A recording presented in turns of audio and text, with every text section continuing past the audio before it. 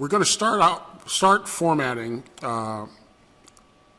We're going to start out the formatting of our files for laser cutting by opening up the DXF file that we created in Pepakura. And there's some things that we should know about these files. The first thing that you should note that even if you design the file in inches within Pepakura, it's going to be output in millimeters, and you should be aware of that. And you're going to have to make some adjustments within Rhino to accommodate that, and I guess the best way to get around that is to just design in millimeters in Pepakura.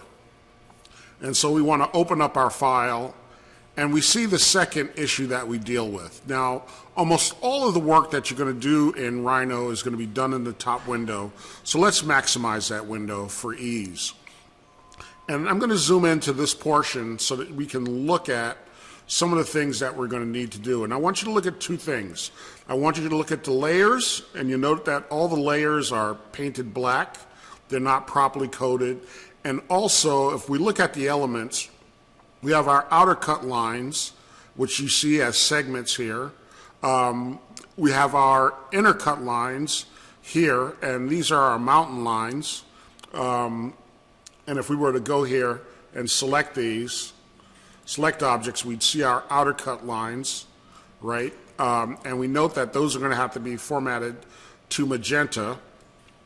We have our valley lines, which are these lines along the edges here, mostly in this model. And it's an inner cut. And we have our mountain lines. If we select those, we see those there. And we also have our edge IDs, which are our text.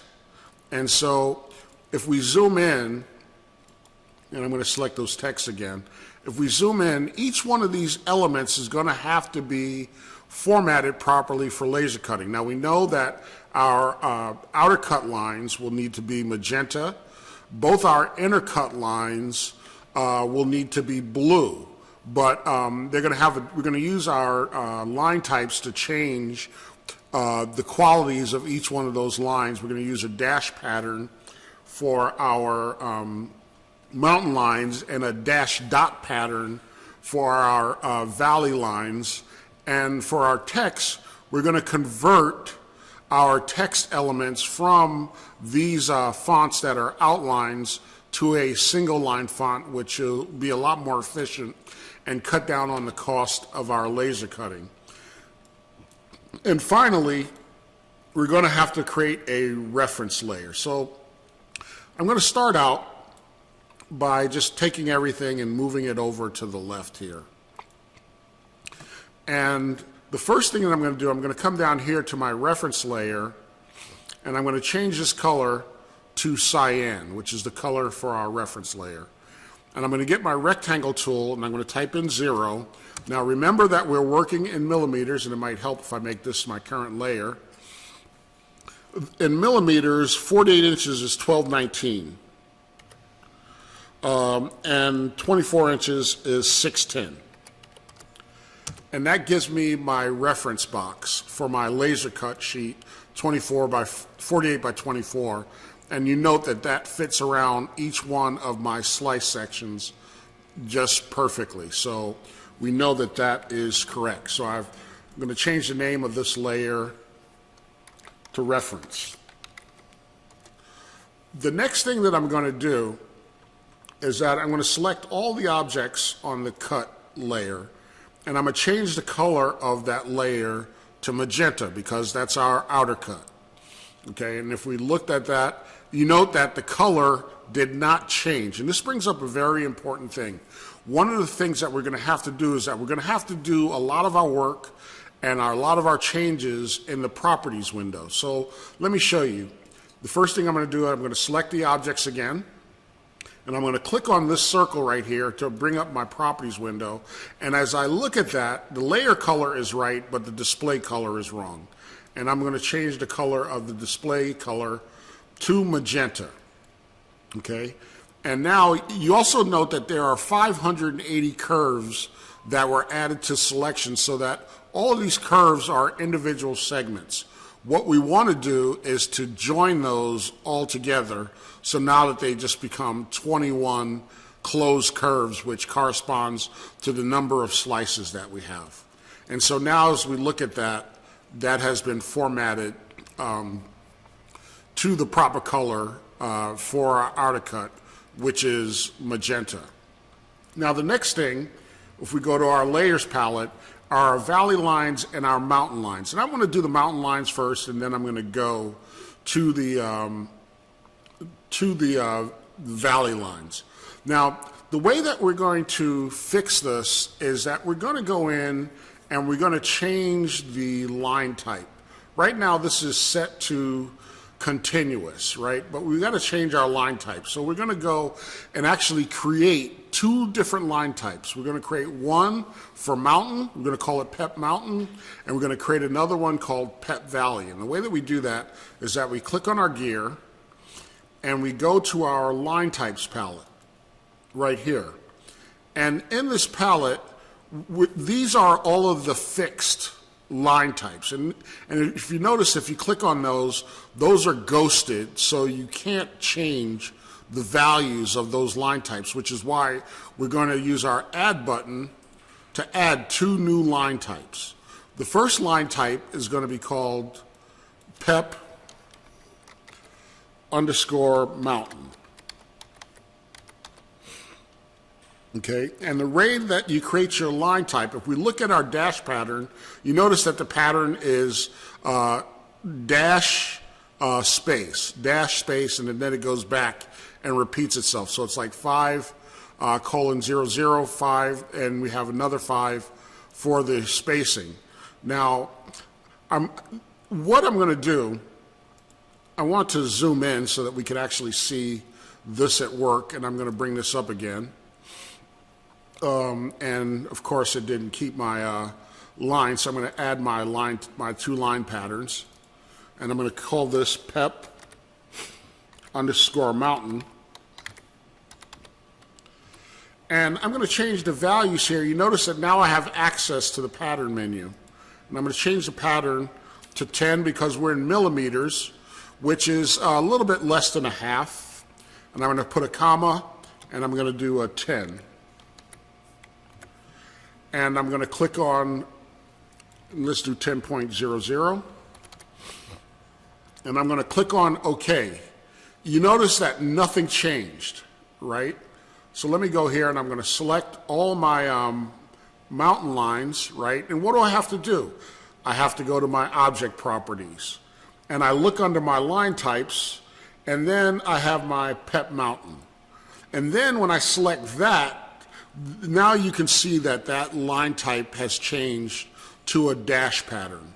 And you want to look at your folder, look at your file, and usually you want to have like a 60-40 relationship between that which is cut and that which stays in place. And now you see that all of your mountain lines are now colored blue and they're dashed. Now we want to go to our valley lines, okay? And these are origami terms. Mountain lines are outward-facing lines, and valley lines are inward-facing lines, which is something that you should remember. So let's go back to our layers, and we want to go to our valley lines, and we want to select those. Oh, and let me do this while I'm here. Like here, this is there, that's set to continuous. We want to set that to Pep Mountain, so that that's set there. And also we want to come in here and change that layer to blue so that that's the right color. So now that's, the mountain lines are properly formatted. So let's go to the valley lines, and we want to select those objects.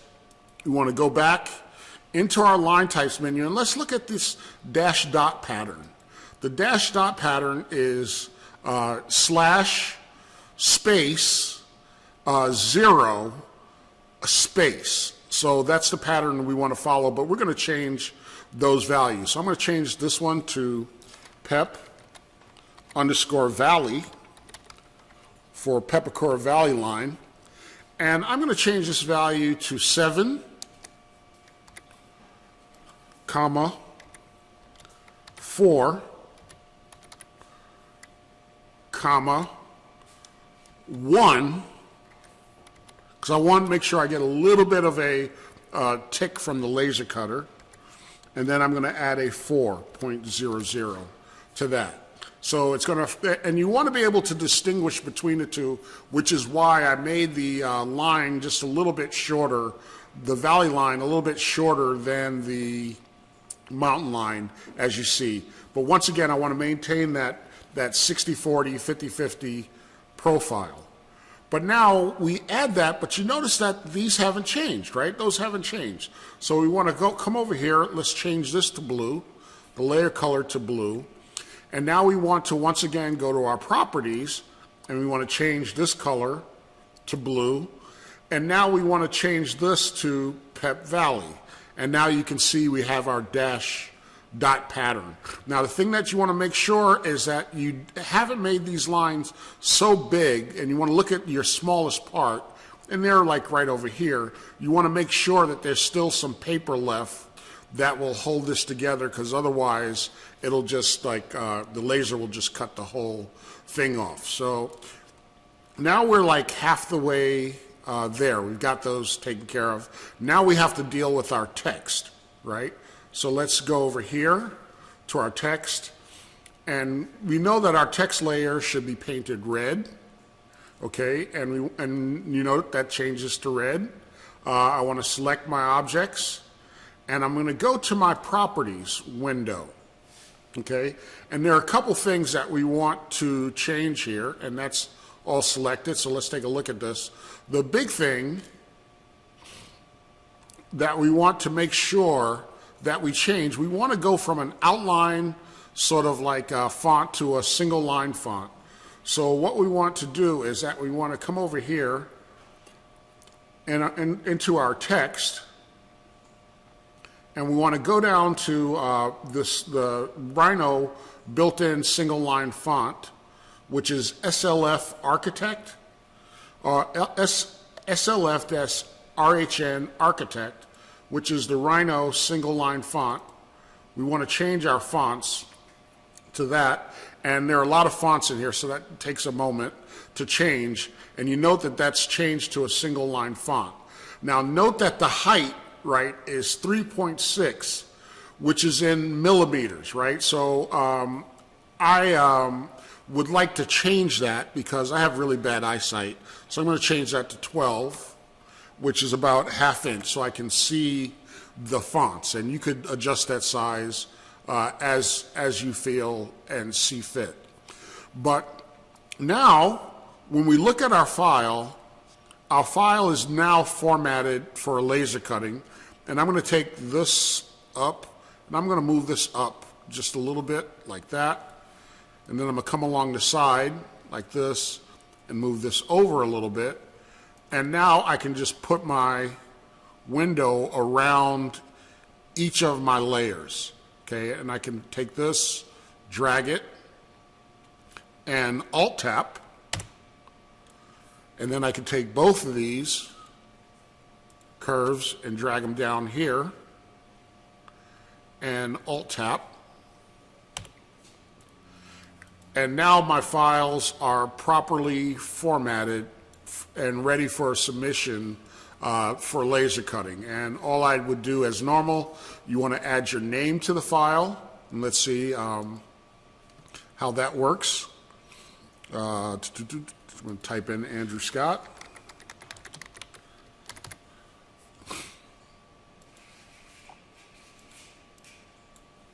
I'm going to scale that up. It's Bandrew Scott. And I can take that B, Shift-Control-G, ungroup those, and I can knock that B out of there, and I have my name there. And of course, you want to put your contact information on your file. And that is now ready, properly formatted, and ready for cutting on the laser. And that sort of brings an end to our Pepakura workflow tutorial. Good luck Take your time, and note that a lot of your work, the bulk of the work for this is going to be in here. We got a little piece of business that we have to take care of here. We want to change that to Pep Valley so that everything's as it should be. But your work is going to be done in your layers palette and your object properties palette. And your object properties palette is very important because that's the place where you force the formatting to take effect. Always make sure there's a fine line between the number of dash lines. Like in this case, I would look at these and I might increase the size of these dash lines a little bit so that there were fewer of those there. But you always have to maintain that balance of that 60-40 balance between what you are cutting and what you leave so that your parts don't break when you bend and fold them. Good luck and happy pepping.